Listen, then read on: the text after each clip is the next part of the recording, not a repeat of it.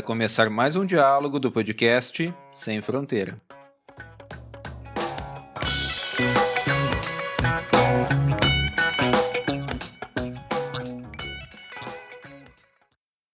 Olá, bem-vindos ao podcast Sem Fronteira. O tema da nossa conversa de hoje é a importância do trabalho de campo.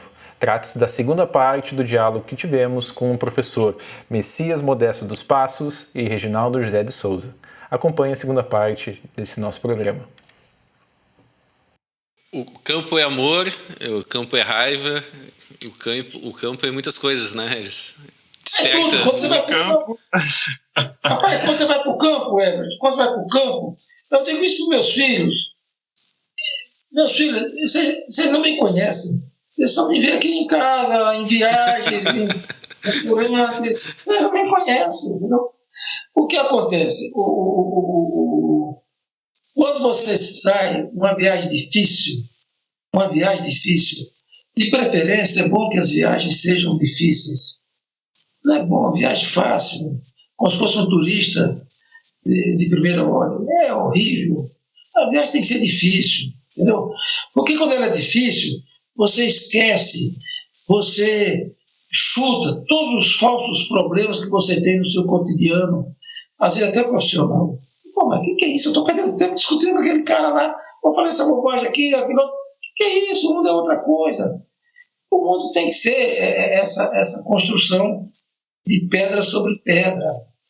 Uma vez, um trabalho de campo que eu acho que foi memorável, eu acho que eu não levei o Reginaldo, eu levei outro grupo de alunos daqui, levei 12 alunos para o Picos Europa. Esse eu não fui, infelizmente. Picos Europa, eu não vou lembrar o ano agora, viu? Mas foi por volta de 96, 97. Eu levei 12 alunos. Mas antes de levar os alunos, eu estava na situação de professor visitante da Universidade de Salamanca, e o espanhol todo domingo, quando o tempo, primavera, verão, todo domingo, eles vão para o campo. E durante o campo, durante o dia, são 3, 4 professores, eles brigam. Pior que eles têm martelo na cintura, facão na outra, jogam o facão no barranco, xinga a Ana, xinga o Miguel, e eu lá, caramba, esses caras vão se matar aqui, não é? Nada. Quando chega a noite, eles vão comprar, bebe, come, dança, cantam. Mas aquele exercício é o campo. O campo você tem uma ideia, eu tenho outro. E você sabe que o consenso elimina o observador, né? Elimina o observador. É por isso que eu falei agora há pouco, Reginaldo, eu já aprendi muita coisa com você. É verdade. Você não pode acreditar piamente em mim. Você não pode. Você tem que... Então, eu acho que essa coisa... Então, por exemplo, quando eu fui a primeira vez a Picos de Europa, foi uma viagem de 4 dias, mas o grande momento foi chegar nos Picos de Europa, descer do micro-ônibus e atravessar 26 quilômetros de montanha a partir das 9 da manhã, para chegar lá do outro lado às 6 da tarde. Você não é que você sobe muito ou desce muito, porque você entra por desfiladeiros, você olha assim para cima, pô, isso aqui tem 30 metros de corda. Você olha para baixo, pô, isso aqui tem 50 metros de corda. Você vai por ali, gelo, frio, caramba, aquele sanduíchezinho. Aí quando chegar no final da tarde no hotel, o Miguel Ângelo falou, pô, nós achávamos que fosse me matar, né? Você resistiu, né? É claro que eu resisti. Aí comecei a abrir a camisa, tirar o sapato, eu estava todo enrolado em jornal. Eu não era bobo, eu sabia que eu ia para uma montanha fria. O que eu fazia? O que eu faço quando eu vou para uma montanha fria? Eu pego o jornal, peço para alguém amarrar tudo aqui e vou para o campo, enrolado em jornal, põe a roupa por cima, roupa de frio, claro. Mas não passa o frio, e eles ficaram desolados quando me viram naquela profissão. Trabalho de campo. Trabalho de campo. Trabalho de campo. E o que vocês me dizem da paisagem?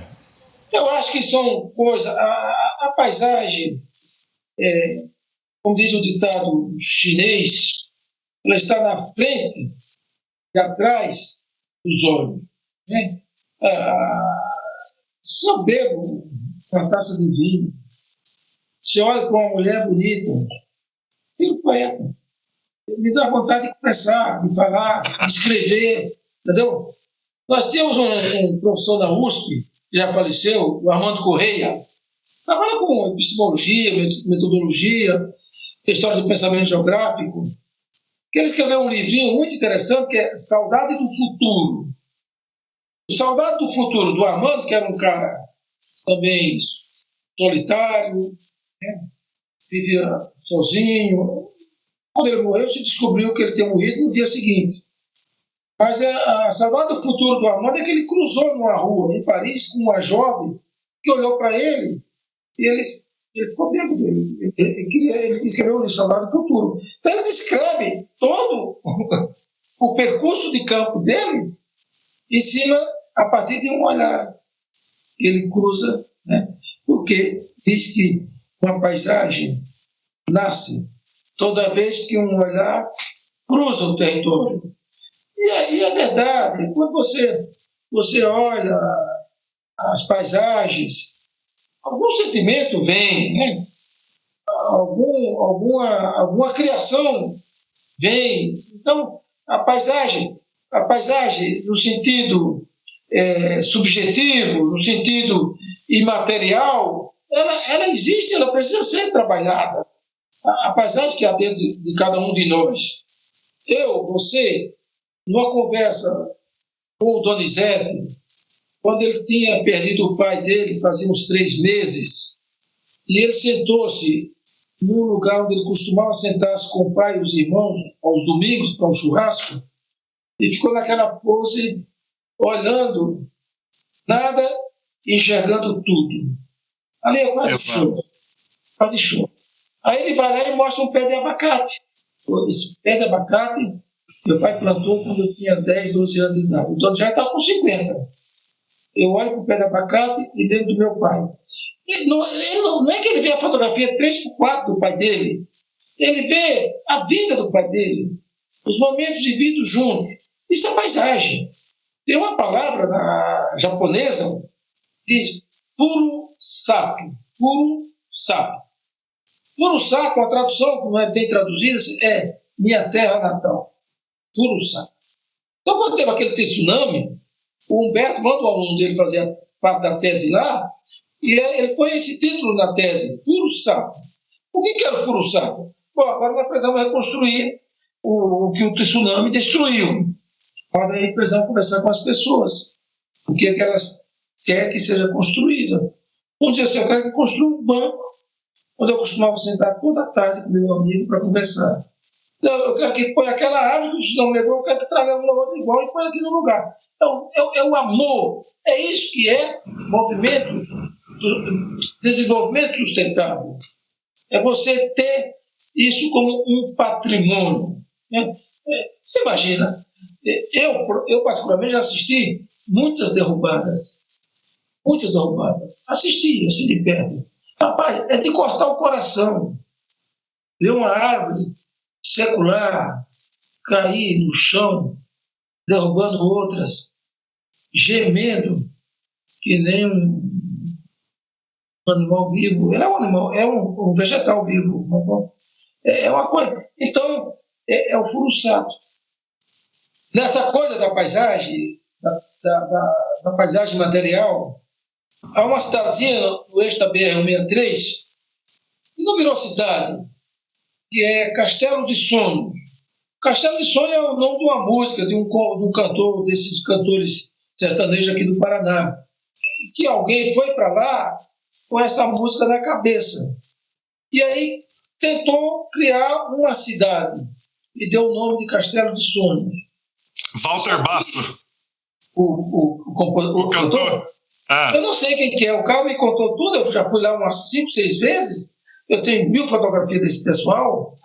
Mas ali eu conheci o Jones Bernard, um catarinense de São Miguel, no oeste de Santa Catarina. Jones Bernard. Ele me conta a história da vida dele, uma coisa fantástica, mas, sobretudo, uma história de muita amargura, porque quando ele chegou ali, o projeto dele não vingou. Ele virou praticamente um fornecedor de alimento para garimpeiros. Mas o chefe dos garimpeiros era nada mais do que o Rambo. Era um jovem de Belém, virou chefe de garimpo. E a fama de toda, que corre tudo ali, é que o Rambo matou 800 pessoas. Aí eu penso, e não fizeram uma estátua para ele? Tem que ficar uma estátua aí para a gente jogar pedra nele todo dia. Por quê? Porque isso se só aprende no trabalho de campo. Eram os maranhenses que chegaram ali e também não tinha nada a não ser a última fronteira garimpeiro. Mas é um garimpeiro no Rio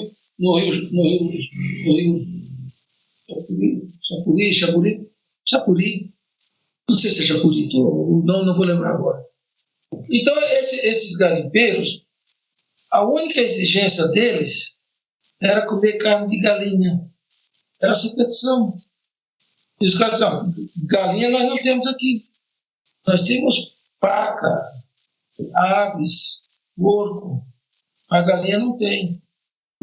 O maranhense muito supersticioso, então não mergulho. O Rambo mandava buscar o engradado de galinha lá em Peixoto de Azevedo, a 300 quilômetros, na estrada de terra, levava 3 dias para ir e voltar, com aqueles engradados de galinha. Alimentava o maranhense. Ele descia, quando ele encontrava ouro, ele subia, o Rambo matava o cara. Esse Rambo depois foi morto. Então essas histórias, se você não vai em loco, campo, na entrevista, na informalidade, você não aprende. A nossa formação socioespacial ela é pouco trabalhada. Tem uma tese que eu já passei uma vez, da Fernanda Renaud, que eu gosto da tese da Fernanda Renaud, que é os sertões mineiros, um território em busca de suas paisagens. O que são as paisagens? Quais são, o que as pessoas que moram ali nos sertões mineiros, na margem do São Francisco, têm dentro de si, como identidade, como patrimônio material, né? É isso. Na Bacia de Santo Antônio, os caras diziam, naquele tempo aqui era melhor, no passado era melhor, tinha agricultura, tinha dinheiro, tinha festa, tinha namorada, acabou tudo isso, estava isolado. E no isolamento, é como diz o Humboldt, a solidão é um amante sublime e uma esposa deplorável. Solidão não é para você ficar com ela muito tempo. Muito tempo, tudo bem. Então, o trabalho de campo é uma forma da gente fugir dessa solidão. É um pouco da gente valorizar coisas que são mais, eu diria, gratificantes. Há uma expressão e há um mundo que nós vivemos no meio urbano, a solidão urbana. Na França, eles dizem assim, coupe de couloir. O cara que vem no corredor da universidade, e você vai, ele vem, você vai, e agora ele vai me cumprimentar. Aí quando ele chega perto, é um golpe de pescoço. Couloir. A gente, quando... na cara. Claro, a gente às vezes está andando, às vezes pessoas aqui, eu moro num condomínio, eu faço caminhada aqui para comer todas as manhãs, muitas pessoas não levantam a cabeça, não cumprimentam, não olham. Não. E isso às vezes tem hora que vai chateando a gente por estar na hora de ir para o campo. Porque eu estou dando importância para essa atitude que eu não deveria deixar para lá. O campo tem essa contribuição de tolerância, né? Você sabe que eu lembro muito assim do meu primeiro trabalho de campo, né? E por algo assim que foi muito simples, assim. Nós fomos para um trabalho de campo onde eu encontrei poeira branca. Enfim, tinha a ver com a formação das rochas, enfim, né? Mas eu nunca imaginei que fosse possível encontrar isso perto da onde eu morava, estudava, enfim, né? Ou seja, eu fiquei surpreendido e me desconstruí nesse simples fato de observar a poeira branca, né? E eu gostaria de perguntar para vocês qual foi o primeiro trabalho de campo de vocês, ou alguma história desses trabalhos de campo lá nos primeiros momentos de desconstrução nessa caminhada geográfica. Eu tenho, né? Quer que eu conte, não? Pode contar, professor, pode contar. Olha, primeiro, uma certa vez eu fui participar de uma defesa de tese na UEL, em Londrina, na qual estava também o Hervé Terry, né? À noite, a orientadora, que é a Miriam, ela deu um churrasco na casa dela e nós bebemos cerveja, era demais. E eu comecei a contar a causa. Mentira, né? Aí o Hervé disse assim: você não quer publicar essas suas histórias? Eu falei: vou publicar essas histórias? O que é isso? Brincadeira, pô. Essa história minha tudo tem um pouco de fantasia também, né? Não, publica. Publicou. Mas eu fiz uma contextualização do trabalho de campo. O trabalho de campo está na Confins, com o título O Pó Colorido. Acho que é o pó colorido da estrada. São 5 causas. Então, o primeiro trabalho de campo, Everton, o primeiro trabalho de campo meu, eu estava de 12, caminhando para 13 anos de idade. Não. O primeiro trabalho de campo foi quando eu tinha 3, 4 anos. Mas eu vou contar esse trabalho de campo com 12, 13 anos de idade. Já tinha perdido meu pai, e um dia eu estava assim, brincando. Eu sou nordestino, né? Sergipano. Brincando em frente de casa, um tio parou um caminhão e falou assim: e se você não quer ir para São Paulo? Minha mãe deixar, eu vou. Ele entrou em casa para minha mãe: Camada, você deixa-me ir para São Paulo com a gente? Se ele quiser ir, mas eu fui. Eu vim para São Paulo e caminhando. Uma viagem longa, naquele tempo, muita estrada de terra. E a primeira grande descoberta minha foi quando houve outras descobertas, mas foi quando eu entrei aqui no estado de São Paulo, na divisa com o Rio de Janeiro, e tem um posto fiscal em Queluz. E ali eu vi 2 coisas pela primeira vez que me chamaram a atenção: japonês e tangerina. Caramba, japonês, eu nunca tinha visto japonês. Trabalho de campo. Entrando no caminhão, no dia seguinte, não dá para pegar um japonês desse, levar para uma feira lá no Nordeste, comprar ingresso para as pessoas verem o japonês. Primeiro trabalho de campo. Entendeu? Agora, como professor mesmo, na geografia, já no ginásio, a gente já tinha trabalho de campo, sabe? Isso era um trabalho de campo meio piquenique, né? Mas também, na geografia, como aluno, meu trabalho de campo era uma cidade também de japonês, Bastos, que é uma área aqui do estado de São Paulo, uma cidade do estado de São Paulo, produtora de aves, de ovos, né? E um professor da geografia agrária estava desenvolvendo a tese de doutorado sobre as colônias de Bastos e de Pedrinhas. Bastos, japonês, Pedrinhas, italiano. E eu ia com ele todo mês, uma vez, para esse trabalho de campo. Pesquisa, entrevista. Foi meu primeiro trabalho de campo. Na geografia mesmo, o escudo de geografia, foi quando eu estava na graduação com o Fernando Salgado, tá? Em Pedrinhas e Bastos. Mas eu já fiz uma tonelada de trabalho de campo. Né? Então, a minha esposa acha que eu já estou perigoso para sair, porque acho que eu vou me perder, acho que isso, aquilo, outro.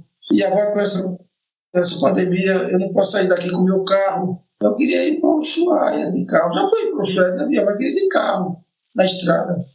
E aquele espírito, se morrer, morreu na estrada. Morre na cama, morre na estrada. Mas não tem medo disso. Mas... Professor, o senhor podia falar um pouco também sobre o seu medo de serpente no trabalho de campo? Então, eu só vi o senhor correr uma vez só num trabalho de campo e foi por conta de uma cobra. Então, eu vou falar um pouco do medo de cobra. Mas vou recomendar para vocês, também como parte do trabalho de campo, para ser usado, penso, em sala de aula, é a descoberta da Lua, ou a descoberta da nascente do Rio Nilo, de Francis Burton. Montanhas da Lua?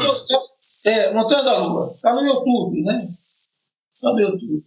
É um bom documentário também para mostrar em sala de aula e discutir um pouco dessa coisa. Então, mas na verdade, na minha infância, eu criava passarinho em gaiola, mas eu também caçava passarinho no mato com estilingue. Lá no norte, a gente chama de baleadeira, né? Aqui se chama de estilingue, não sei no sul como é que chama. Funda, se não me engano. Eu nunca peguei, eu matava pouco, eu era muito ruim atirador, entendeu? Mas também nunca peguei um passarinho que caía no chão.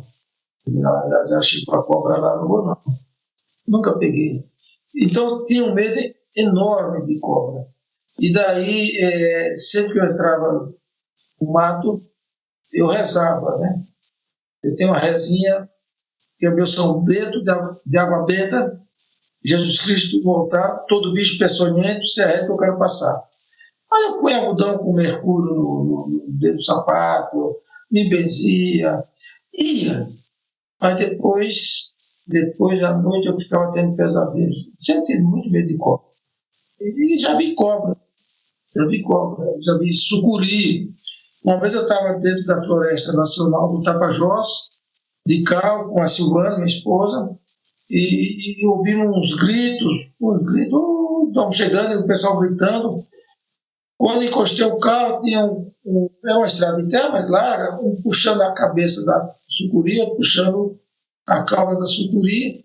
Eu corri para pegar a máquina fotográfica, não deu tempo de pegar a filmadora, e não demorou 5 minutos, aquela sucuri tinha virado pedacinho, e era distribuído para um, distribuído para outro, distribuído para outro. Quando acabou esse festival gastronômico, eu falei, o que aconteceu? Por que esse interesse na carne da sucuri? Não, é remédio. Né? Remédio para úlcera, remédio para isso. Eu fiz um trabalho de campo também, com o Paulo Henrique Melo, de Belém, numa comunidade a uns 150 quilômetros de Belém, a comunidade do Arsênico. Para mim foi fantástica, porque ela foi totalmente desconfortável. Mas aí o importante é que quando eu vi a situação e tem que entrar na área de manguezal, úmido, eu entro, mas eu preciso de 4 mateiros. Eu sozinho não entro mais. Eu já entrei há tempo atrás, hoje já não entro não. Tem que ter 4 mateiros e um tamborete. Eu chegar e ficar em cima do tamborete, eu não vou ficar mais aí dentro, porque o tá louco. E ali aqueles mateiros eram verdadeiros professores titulares que aprenderam a natureza da natureza. Eles eram fantásticos. Terminado o trabalho de campo, nós demoramos ali uns 3, 4 dias. Era bom demais. A gente tomava banho no rio, dormia de rede, ouvia o macaco cantando, chiando a noite inteira. Aí, quando terminou o trabalho de campo, eles pediram tempo para entrar outra vez na área de vegetação e voltaram com um monte de galho, de coisa na cabeça. Eu até fiz uma fotografia que eu achei muito bonita, as fotografias, e perguntei, escuta, rapaz, qual é a finalidade de todo esse material que eles escolheram lá no mato? Isso aqui para dar estímulo sexual ao homem, isso aqui para lavar as mulheres, esse aqui para curar os... Era um verdadeiro farmacêutico. Não sei nem como é que o pessoal não procura aqueles caras para descobrir uma vacina contra o que está acontecendo hoje. Esses eram criativos. Então, é um trabalho de campo que você vai no mercado de Ver-o-Peso em Belém, ou em qualquer mercado, no sul também, né? Essa farmácia, remédios, medicamentos, vegetais, galho, folha, disso, daquilo, né? Então, esse é o mundo. É o mundo da natureza como recurso. A natureza é recurso. Enfim, com esse outro lado da coisa, né, do medicamento, do remédio. Professor, essa tua fala agora me fez lembrar agora, eu tive uma memória de quando eu tive um insight em função dos teus relatos, que era justamente no seguinte sentido. Às vezes a gente não faz trabalho de campo na própria cidade. Às vezes a gente não faz trabalho de campo na própria vizinhança, né? E esse modo de abordagem das pessoas, esse modo de se aproximar, de ver o que os outros têm a dizer, de ver o que a cidade tem a dizer, isso é uma coisa que me provocou muito, assim, né? E isso foi a partir muito dos seus relatos, né? E é uma coisa que eu acho importante da gente frisar, porque às vezes a gente se esquece, né? De repente, tá andando fazendo a caminhada de sempre, ou vai até o mercado público, o mercado popular aqui e tal, a feira do produtor, né, Everton, que a gente tem aqui para fazer enfim, e a gente se esquece de, sei lá, de repente perguntar um pouco para as pessoas, né, a respeito da vida, a respeito do dia a dia delas, e fazer as nossas conexões aqui, né, com relação à vida no cotidiano, né. Eu acho isso bem legal, assim, né, e é bacana a gente pensar, o primeiro trabalho de campo foi a tua viagem, né, de caminhão de Sergipe para São Paulo, né. Eu fiquei pensando aqui o que eu ia responder para o Everton, né, em relação a essa pergunta. Eu já ia falar do trabalho de campo lá do segundo ano de faculdade para o Pantanal Sul-Mato-Grossense e tal, mas não. Eu tive, acho que, meu primeiro trabalho de campo, que foi um momento de proximidade maior e de mais intimidade com o meu próprio pai, que foi indo para Porto Velho, né? A primeira viagem que eu fiz sozinho com meu pai, sem a presença da minha mãe, né? Que ela me liberou para fazer essa viagem, porque antes eu, sei lá, podia desaparecer, meu pai podia não cuidar de mim e tal, e aí de repente cheguei ali na fase da adolescência, que ela falou, não, então agora você pode ir, né? O seu pai não vai te perder, não vai te descuidar, e eu, pronto, fui viajar com ele e chegar ali na beira do Rio Madeira também e ver aqueles troncos todos boiando naquela água densa e tudo mais, ficar pensando, poxa, mas, né, que mundo é esse, né? Que mundo é esse? Que coisa tão diferente do que eu estava acostumado, né? Acho que a surpresa de ver a Amazônia, né? E que acho que foi um pouco do que me levou àquela entrevista que nós fizemos, né? Que o senhor fez com vários candidatos ali a bolsa de pesquisa do CNPq, né? Aquele São foi seu pai, né? Eu acho que foi, sim. E aí, pronto, acho que o primeiro trabalho... Seu pai, vou selecionar ele. Exatamente, mas é muito bacana, né? A gente pensar nessa coisa mesmo da gente se ver fazendo trabalho de campo o tempo todo, né? Na vida do dia a dia, assim, nosso contato com a nossa própria cidade, nosso próprio bairro, a rua onde a gente mora, é uma sensibilidade que eu acho que é importante, né? Para todos nós, geógrafos, de trazer para sempre, né? Na nossa vivência cotidiana. Mas eu acho, Reginaldo, também, eu às vezes digo assim, o geógrafo não vê a floresta porque as árvores não deixam. Não deixam. Sim. Fica pouco. Sim. A gente olha, mas não enxerga, não vê. Sim. Uma coisa boa também para trabalho de campo, eu passava esse filme para os alunos da graduação, mas o problema é que eles só queriam olhar para Beto Faria, né? Quando na verdade era outra coisa, que era o Bye Bye Brasil, né? Bye Bye Brasil, sim. Que quando o sanfoneiro Cícero, né, que é esse cantor agora, ele faz o papel do sanfoneiro, né? Ele vai para o pai que está sentado na beira do rio e diz assim, pai, eu vou embora. Onde você vai, meu filho? Pai, eu vou ver o mar. O rio ficou pequeno para mim. Eu vou ver o mar. O rio ficou pequeno para mim. essa coisa que foi formando, movendo a Caravana Holiday, que foi mostrando um Brasil que vai mudando, um Brasil que vai surgindo, essa coisa da televisão, né? Então, o Brasil, rapaz, mudou muito. De 1960 para cá, as mudanças foram. Pode existir em qualquer lugar, com todo respeito. Fim do mundo, o cara está com celular, está com internet. Às vezes não pega, mas naquele tempo não, o cara ficava olhando, eu mesmo, jogo de futebol, só tinha o risquinho, não tinha nada. Mudou. Então, é esse bye-bye Brasil, né? Que a gente precisa ver esse Brasil que ainda existe, remanescentes desse Brasil medieval, digamos assim. Sim. Eu gostaria de aproveitar e perguntar, é algo que nós perguntamos em todos os nossos episódios do podcast, que são sempre referências para quem está iniciando, começando, né, na sua caminhada sobre a temática do programa, né? Então, tu disseste agora a questão do filme, né, do Bye Bye Brasil. Eu gostaria de perguntar para vocês o que vocês diriam para um jovem ingressante na geografia, alguém que ficou interessado em conhecer um pouco mais os trabalhos de campo. Que referências vocês indicariam para que eles pudessem começar essa caminhada? Eu quero começar a responder essa pergunta, Everton. Eu indico Messias Modesto dos Passos.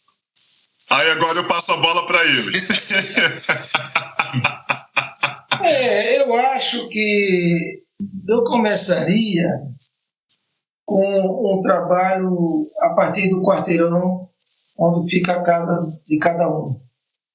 Uma identificação desde a arborização urbana, o nome, um croquis do quarteirão, tipo de casa, se é comercial, se é residencial, um padrão, um pouco desse exercício mais doméstico, como é o meu quarteirão, né? Um pouco da arborização às fachadas da casa, né?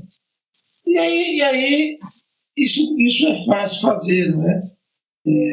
Depois vai ampliando. Às vezes o trabalho de campo mais próximo, numa microbacia, mais próximo numa bacia leiteira, né? E da bacia leiteira não é chegar e olhar e entrevistar as pessoas, como é que é a produção, a circulação, o consumo, a venda, enfim, essa coisa, o cotidiano. O Reginaldo tocou ali, eu tenho uma coisa minha, eu nunca me dei mal, mas eu pergunto muito das intimidades das pessoas, né?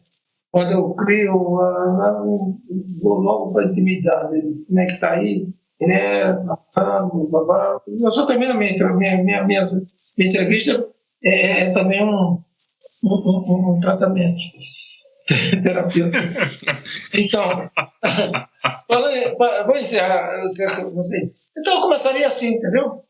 E eu começaria depois, já na graduação, na pós-graduação, introduziria um pouco desse conceito de paisagem indicadora e discutiria o que é a paisagem indicadora e depois ia para o campo com essas paradas que se faz ao longo da jornada para identificar o que está ali. Uma coisa que nós perdemos também no trabalho de campo, que já tínhamos muito, agora perdemos ultimamente, é a carta topográfica, né? A carta topográfica é preciso fazer uma leitura da carta topográfica, das curvas de nível, enfim, do ordenamento que está ali, território. Então, acho que também sair com a carta topográfica. Jamais sair para o campo sem um roteiro prévio. Tinha um roteiro prévio, olha, o roteiro, a estrada, o nome da estrada, tal, tem que sair com essa cartografia, né? Com essa cartografia, entendeu? E claro que isso, ao longo do campo, como diz o Antônio Machado, o caminho se faz caminhando, não é? Às vezes algumas coisas você vai mudando, vai improvisando, mas você tem que sair com um roteiro. Não ficar preso se alguma coisa, o roteiro, se alguma coisa não funcionar, mas é preciso ter previamente um roteiro, um itinerário, até onde vai parar para lanche, onde vai parar para isso, onde vai parar para aquilo. Então é um pouco desse procedimento para o trabalho de campo. Eu acho que é o trabalho de campo. Bom, meus caros, nós já estamos nos encaminhando para o final da nossa conversa, do nosso diálogo. Show! Eu gostaria de passar a palavra para a despedida de vocês, né, para todos que nos ouvem também. Então, não sei qual de vocês gostaria de deixar uma última mensagem para todos que nos ouvem. Eu acho que tem que ser o professor Messias.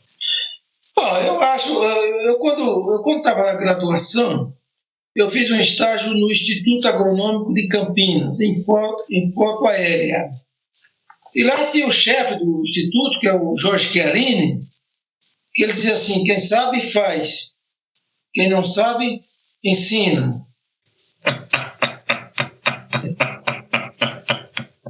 Eu não sei se é bem assim, entendeu? Mas nós que ensinamos não podemos ter medo do erro. Né? Nós não podemos ter medo do erro. Nós não somos uma enciclopédia. Nós vamos para o campo e muitas coisas a gente às vezes não identifica. Não tem medo. O campo também tem esse lado da construção e da construção coletiva, né? Muitas vezes se junta nas paradas o conjunto de alunos e vão discutir o que está acontecendo aí, o que nós estamos observando aqui. E isso é um produto coletivo.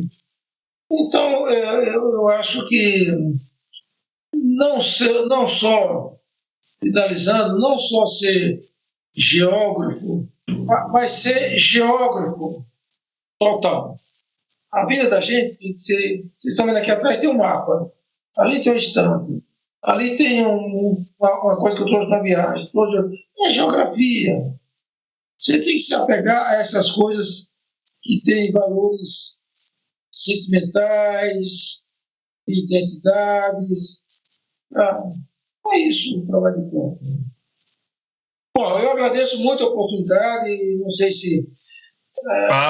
a gente que agradece, professor. A expectativa, o que vai ser? Será que vai ser? Como é que é, né? Mas são momentos bons, né? Um dia qualquer, espero estar aí com vocês numa jornada de campo. Professor, quando passar essa pandemia, quando a gente puder sair da quarentena e viajar, eu gostaria muito de ter a sua presença, do Everton também. A gente ainda não fez esse trabalho de campo, mas é para a nossa fronteira aqui, né? Para Derrubadas, para o Parque Estadual do Turvo, para a Reserva Jabuti.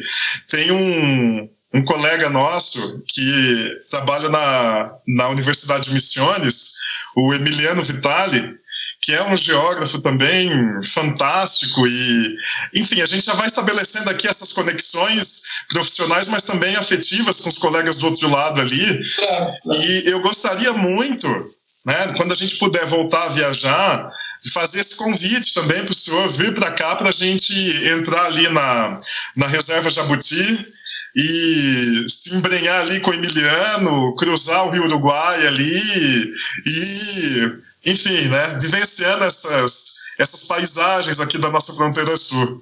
Né? Isso daí o Everton já está convocado, agora a convocação é para o senhor também, viu?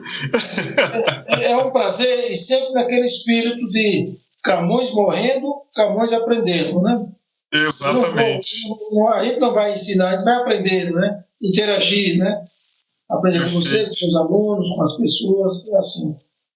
Bom, então eu agradeço Regis por participar do nosso programa. Enfim, Regis é um parceiro já do nosso projeto e, enfim, um grande parceiro também de geografia, de trabalho de campo, de construção de uma trajetória, né, Regis? Então, te agradeço mais uma vez. Estamos aí, meu querido, estamos aí. E, professor, gostaria de agradecer pela aula. A aula é inspiração nesse momento. tanto com relação ao trabalho de campo, tanto sobre os ensinamentos com relação à paisagem e o ser, né, e fazer na geografia, né. A sua fala, a sua experiência, enfim, é extremamente inspiradora, né.